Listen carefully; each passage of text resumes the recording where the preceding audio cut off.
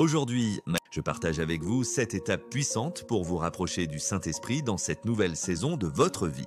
Dieu vous appelle à une relation plus profonde et plus riche avec lui, et je crois que ces étapes vous y conduiront. À mesure que nous avancerons, engagez-vous à mettre en pratique ces vérités bibliques. Ne vous contentez pas de les lire, laissez-les vous transformer. Avec chaque pas intentionnel, vous remarquerez une amitié avec le Saint-Esprit qui commence à croître, se renforçant à mesure que vous le cherchez de tout votre cœur. Si vous êtes prêt à aller plus loin, écrivez dans les commentaires cette simple prière: attire-moi plus près. Que cette prière guide votre cheminement alors que vous entrez dans une saison de proximité comme jamais auparavant. Première étape, développer une habitude de lecture quotidienne de la Bible. Le point de départ pour se rapprocher du Saint-Esprit est de cultiver une discipline de lecture quotidienne de la Bible. Dans 2 Timothée 3, 16, 17, nous lisons: « Toute écriture est inspirée de Dieu et utile pour enseigner, pour convaincre, pour corriger, pour instruire dans la justice ». Ce passage nous rappelle que chaque mot de la Bible est soufflé par Dieu, inspiré par le Saint-Esprit lui-même.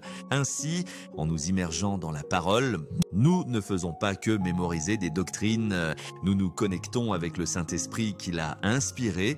La lecture quotidienne de la Bible est de fondamentale pour une vie ancrée dans l'Esprit de Dieu. Sans cette discipline régulière, il nous manque la fondation solide nécessaire pour bâtir une amitié profonde avec lui. Commencer par quelques versets chaque jour peut initier une routine significative. Que vous lisiez déjà les Écritures régulièrement ou que vous ayez du mal à être constant, c'est une opportunité de vous réengager. Adoptez cette discipline, car il ne s'agit pas d'une lecture superficielle, mais d'une quête pour comprendre la parole en profondeur.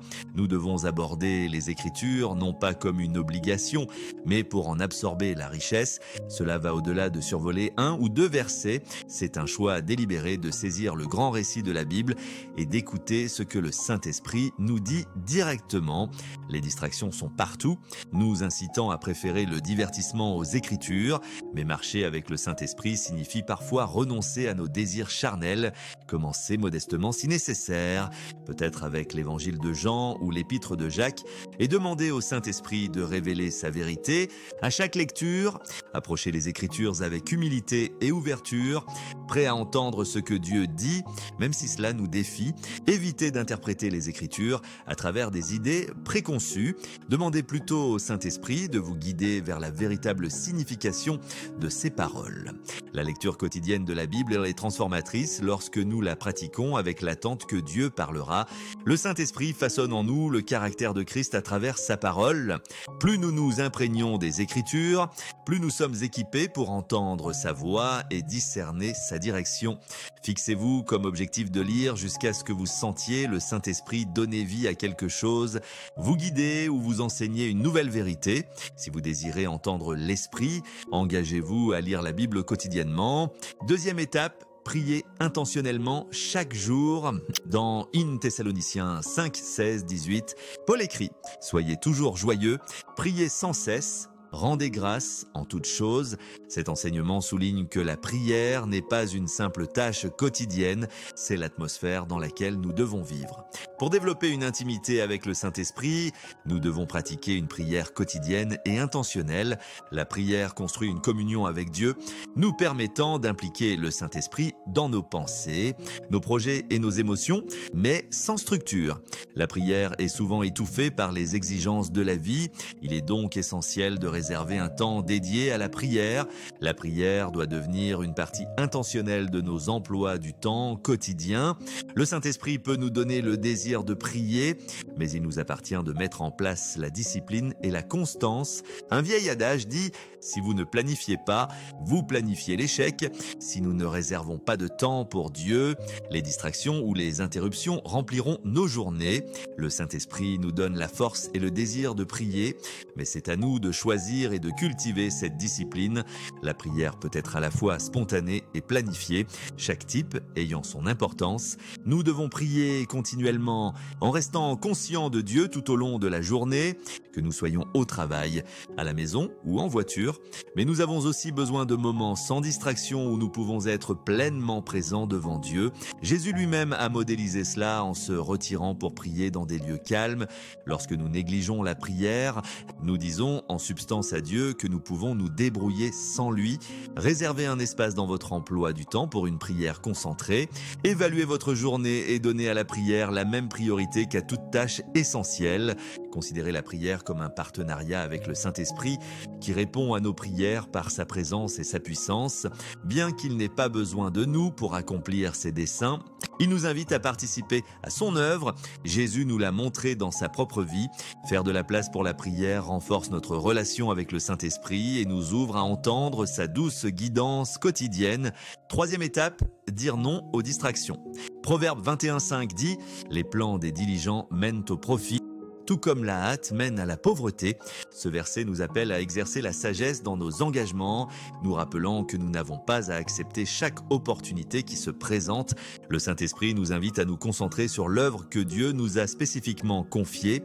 Dire non à certaines choses nous permet de donner la priorité à ce que Dieu nous demande, créant ainsi un espace pour une vie plus intentionnelle, guidée par l'Esprit. Il est facile de se sentir obligé d'aider, de répondre aux besoins ou d'accepter chaque invitation, mais tout ce qui est bon n'est pas nécessairement de Dieu et nous disperser peut mener à un épuisement spirituel. Paul nous enseigne dans Éphésiens 5,15-16 « Prenez donc garde à marcher avec circonspection, non comme des insensés, mais comme des sages.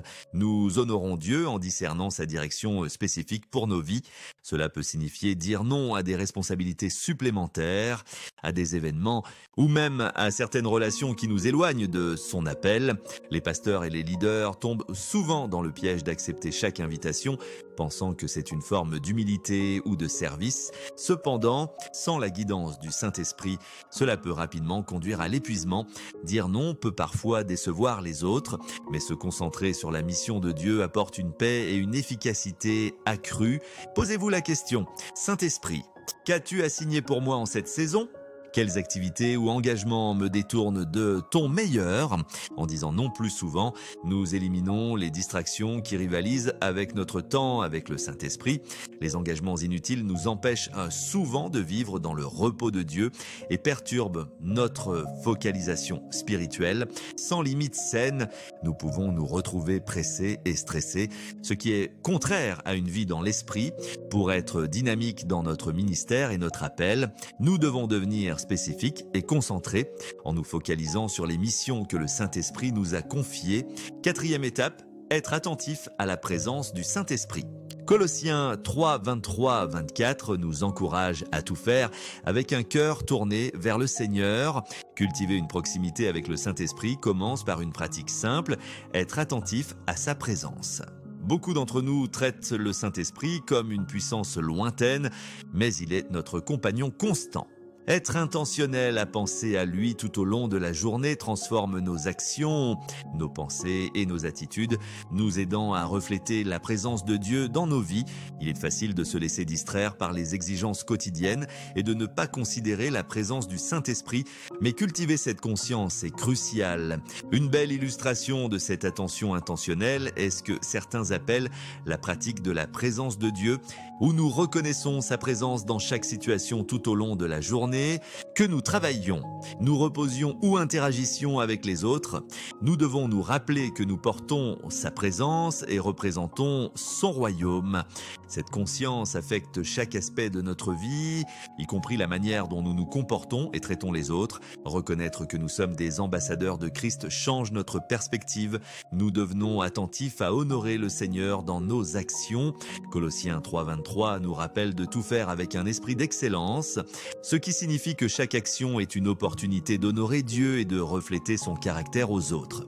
Fixer nos pensées sur ce qui est pur, aimable et digne de louange. Philippiens 4:8 nous rapproche du Saint-Esprit. Ces qualités incarnent sa présence.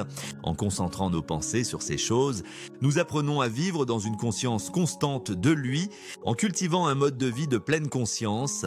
Notre relation avec le Saint-Esprit devient une communion continue, impactant chaque partie de notre vie. Cinquième étape, répondre rapidement à la voix du Saint-Esprit. Dans Ésaïe 6:8, nous voyons la réponse immédiate d'Ésaïe à l'appel de Dieu. « Me voici, envoie-moi !» Cela illustre ce que nous pourrions appeler une obéissance réactive, une réponse rapide et sincère aux incitations du Saint-Esprit. Être sensible à l'Esprit signifie non seulement entendre sa voix, mais agir sans hésitation. Cette promptitude à répondre à sa guidance reflète une vie abandonnée à son leadership et une amitié active avec lui. Le Saint-Esprit ne nous pousse pas avec dureté ou pression. Ses incitations sont généralement douces, nous invitant à nous aligner sur la volonté de Dieu. Lorsque nous agissons sur ces incitations, nous honorons l'Esprit et gardons nos cœurs tendres à sa voix. Tout comme une dent sensible réagit immédiatement au toucher, un cœur sensible à l'Esprit répond rapidement à sa guidance. Une obéissance retardée ou une remise en question peut émousser notre sensibilité à sa voix avec le temps. Une réponse immédiate à l'Esprit est essentielle dans les moments d'opportunité spirituelle. Peut-être s'agit-il d'une parole d'encouragement, d'une prière pour quelqu'un dans le besoin ou d'un pas de foi dans notre vie personnelle. Lorsque nous répondons promptement, le Saint-Esprit peut travailler à travers nous efficacement. C'est ainsi que nous grandissons dans notre marche avec lui, restant en phase avec sa direction à chaque instant. La sensibilité au Saint-Esprit signifie non seulement entendre, mais écouter et répondre rapidement et fidèlement. Développer une habitude d'obéissance réactive construit la confiance et la proximité avec le Saint-Esprit. Cela demande de la pratique, car il est facile d'ignorer les incitations douces, mais chaque acte d'obéissance bâtit une histoire de fidélité avec lui. Demandons la grâce de répondre immédiatement et de tout cœur chaque fois que l'Esprit nous guide. 6e étape, laissez le Saint-Esprit travailler à travers nous.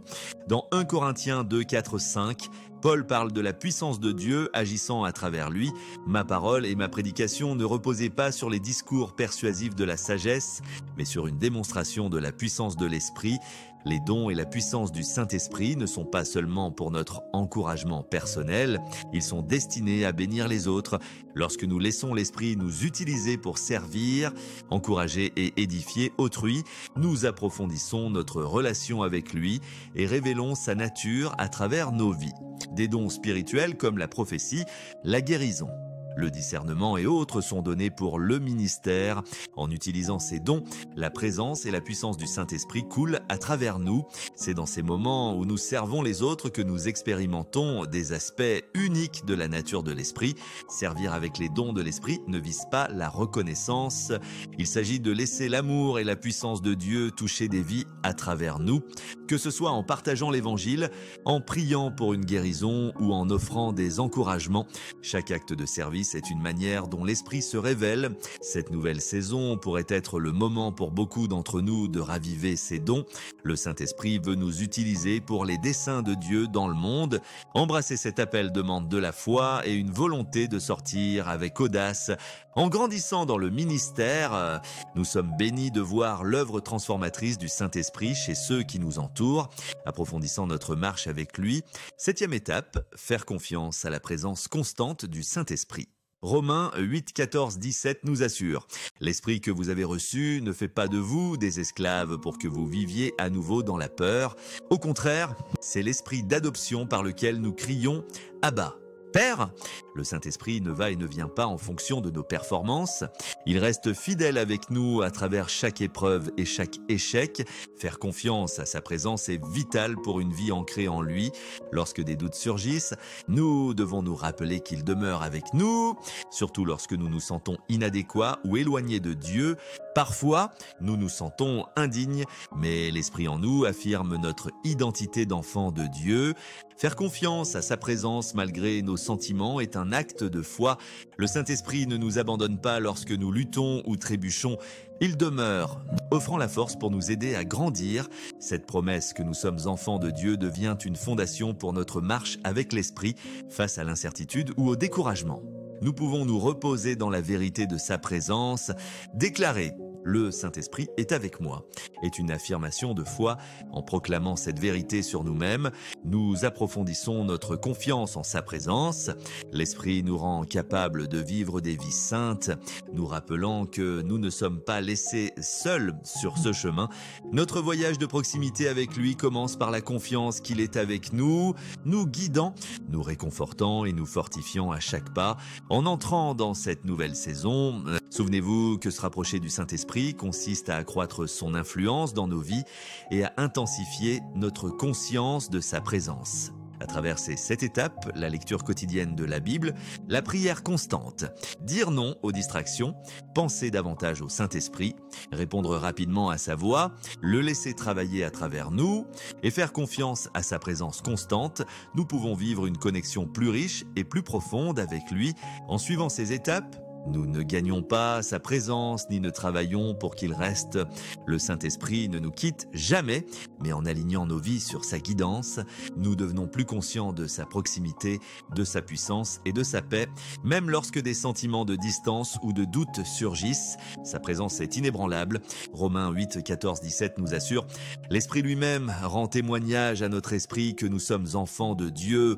Dans ces moments où le doute s'insinue, appuyez-vous sur cette vérité. Le Saint-Esprit confirme que nous sommes les bien-aimés de Dieu. Peut-être avez-vous fait face au rejet, à la solitude ou à la douleur, vous amenant à vous demander si vous appartenez vraiment. Sachez que le Saint-Esprit parle constamment contre ces mensonges, vous rappelant votre place d'enfant de Dieu. Embrassez ces étapes en faisant confiance à sa guidance. Lorsque nous nous engageons à vivre dans cette connexion, nous marcherons dans sa paix, sa puissance et son dessein.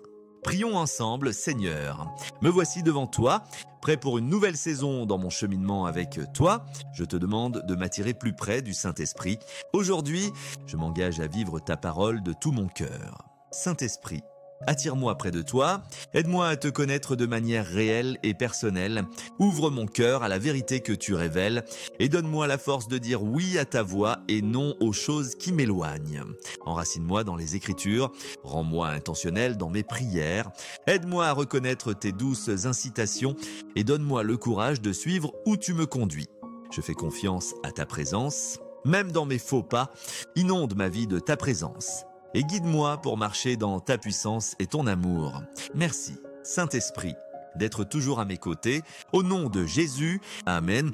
Merci d'avoir regardé cette vidéo. Si ce message a touché votre cœur, aimez la vidéo, partagez-la avec quelqu'un qui a besoin d'encouragement et écrivez Amen dans les commentaires. Ensemble, nous pouvons aider ce message à atteindre ceux qui en ont besoin. Merci encore et que Dieu vous bénisse richement dans ce voyage